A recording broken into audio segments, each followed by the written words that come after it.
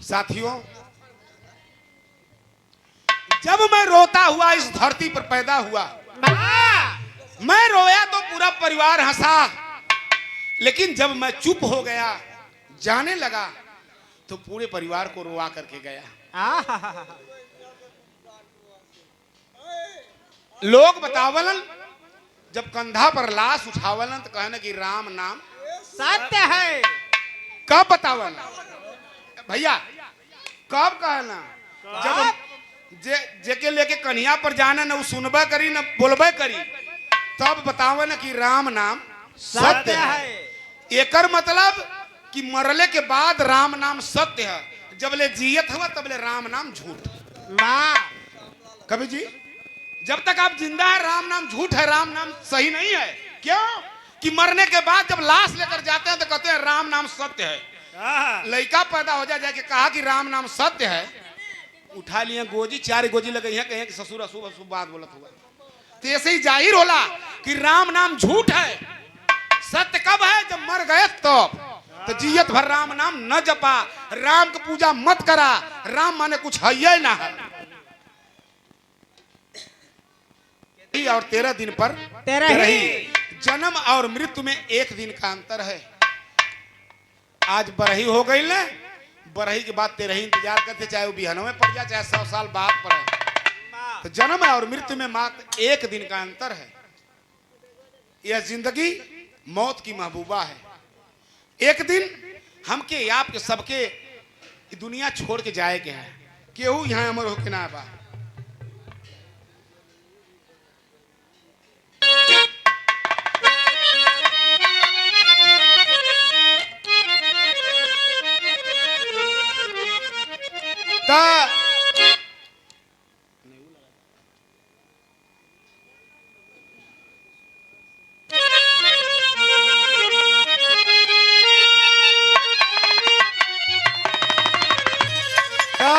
जब जानत हुआ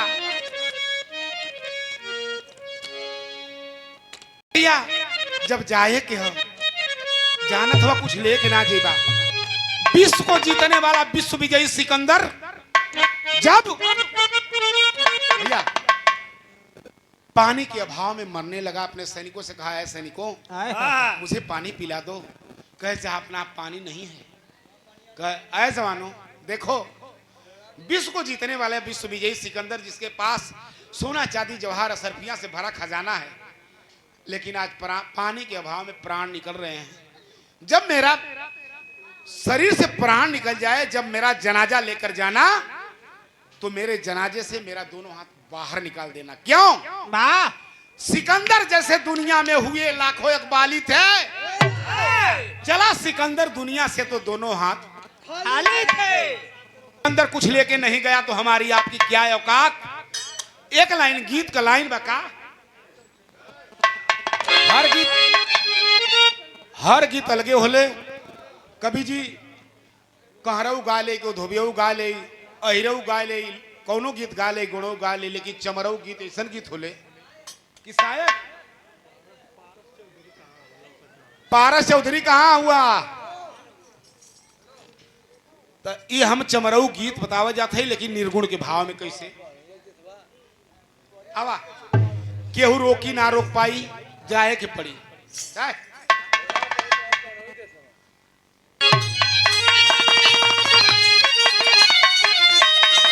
होई का घमंड मत करा, 2 दिन का जिंदगी है, 2 दिन के जिंदगी में 1 दिन बीत गल, कमन बरही बीत गई, अब का बाकी है।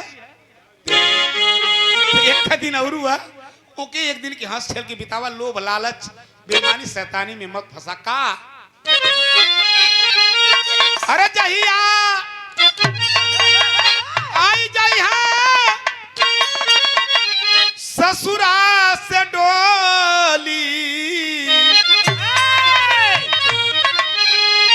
क्या जहिया आई जाई है ससुरा से डोली, आई ना मुंह से बोली रे गोरी।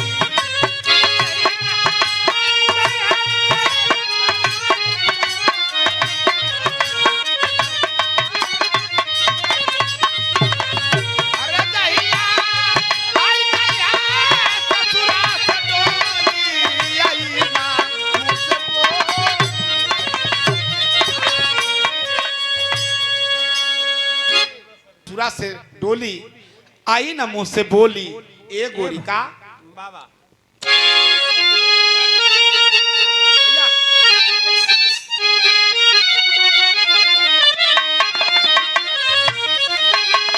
अरे जही आई जही है ससुरा से डोली, आई न मुंह से बोली, ए गोरी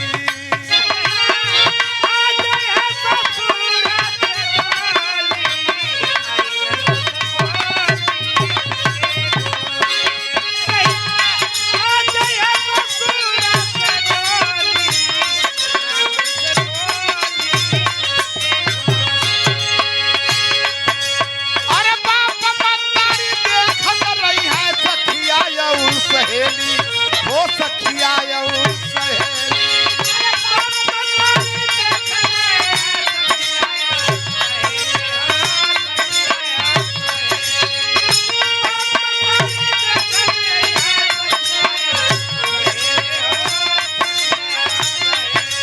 अरे केहू ना तोहरा संगवा गई है, जाना पड़ी अकेली हो, जाना पड़ी अकेली।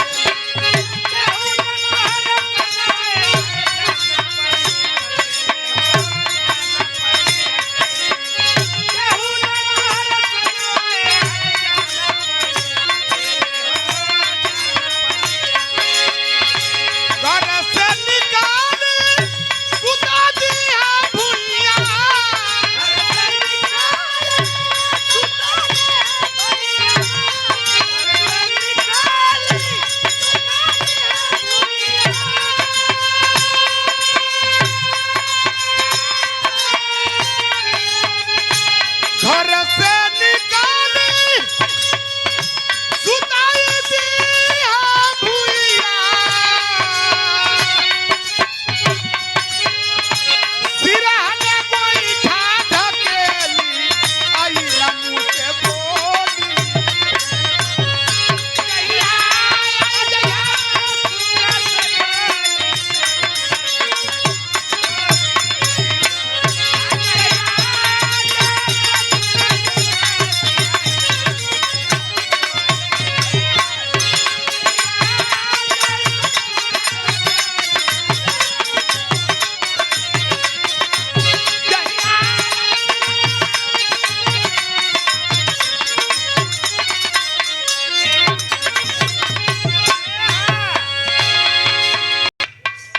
जब जानत हुआ हाई घर तू ही बनौला, सारा सिस्टम तू देला, लेकिन जौने दिन शरीर से प्राण निकल जाई, अपने बेटवा एक काम कहिए कि जल्दी घर से इनके बहरे करा, ई ना कहिए कि बबुआ को बनाओ 2 दिन बाबू के जन राहे दा। तो जब जानत हुआ कि तुहार कुछ ना, तो काहे के लोभ लालच, ए बाबू चौधरी बाबू काहे के लालच, खाए पी के मस्त रहा, दुनिया में कुछ हो ना। दूसरी लाइन में कहा,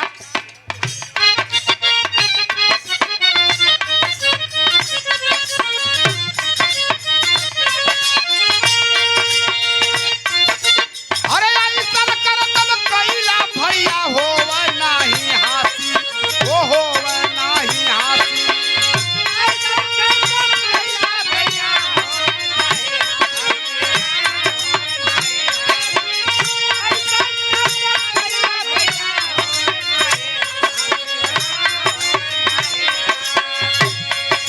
अरे तनिक ना सोचला तू मन में, कैसे कटी है 84, कैसे कटी है 84।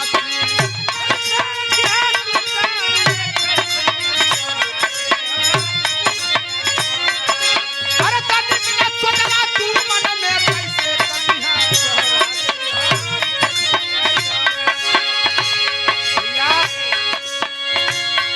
काहे बदे लालच, कुछ ऐसा कर्म करके जा कि मरले के बाद भी लोग याद कराएं, याद है ना। लोग बतावलन कि 84 लाख योनियों में भटकने के बाद तो मनुष्य जाके इंसान का जन्म पाता है, ये सरासर गलत है। 84 लाख योनि कुछ नहीं है मित्रों।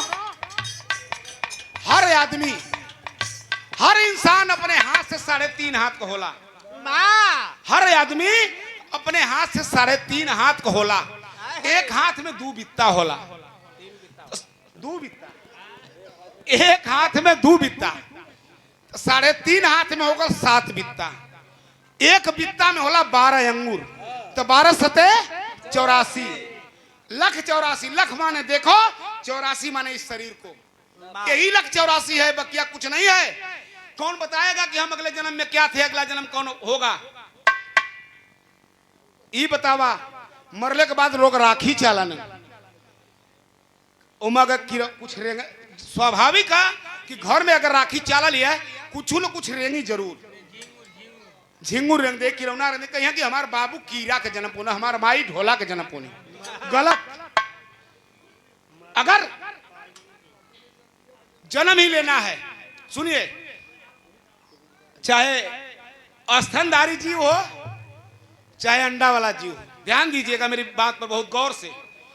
तुरंत रखिया चाल के निर्णय बता देना कि जन्म ले लेना, ढोला का चाहे कीरा का बाबू। लेकिन जब आदमी मर जाता है, मान लीजिए दूसरे योनि में होकर चला गया, अगर अंडज में गया है, अंडा देने वाले में, तो गर्भवती हुई तो कुछ दिन बाद, 1 महीना 2 महीना बाद अंडा दी, वो अंडा के से ही तो में बच्चा हुई, फोरी तब जाके ना बचवा निकली, कितनी दिन लगी। पहली बात, अगर वह इंसान के ही गया है योनि में, तो पैदा होने में 9 महीना 10 दिन, 9 महीना 10 दिन 10 घंटा 10 मिनट 10 सेकंड लगा ला। हर इंसान को पैदा होने के लिए 9 महीना 10 दिन 9 घंटा 9 मिनट 9 सेकंड में इंसान पैदा होता है, और तुरंत रखिया चाल के रतिये भर में पैदा कर दिए। बिना बताइए कि कीड़ा का जन्म पोले में, ढोला का जन्म पोले में, हाई जन्म पैदा में, ये सरासर विडंबना है। लख 84 यही है, लख माने देखो, 84 माने इस शरीर को, बकिया कुछ है वो नहीं।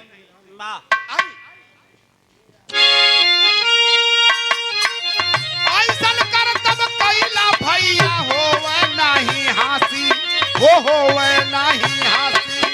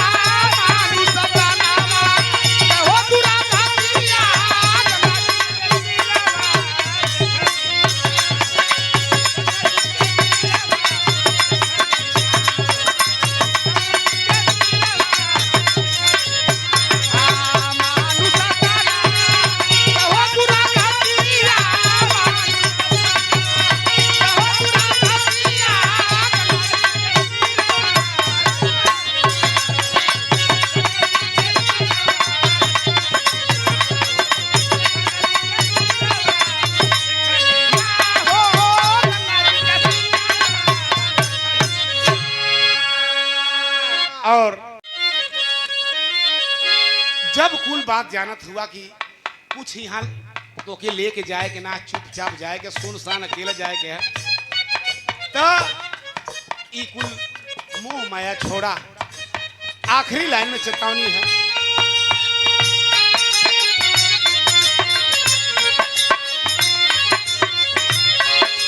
अरे गुरु बिहारी पत्तू सरजू मन में तनी बिचारा, ओ मन में तनी बिचारा।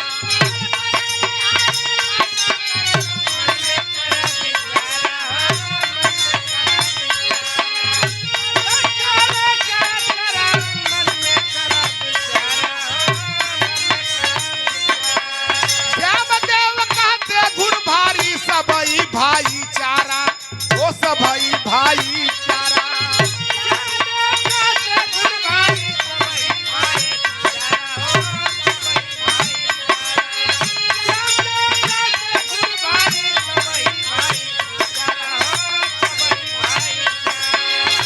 मुन्ना लाल बागी लग गई है दागी,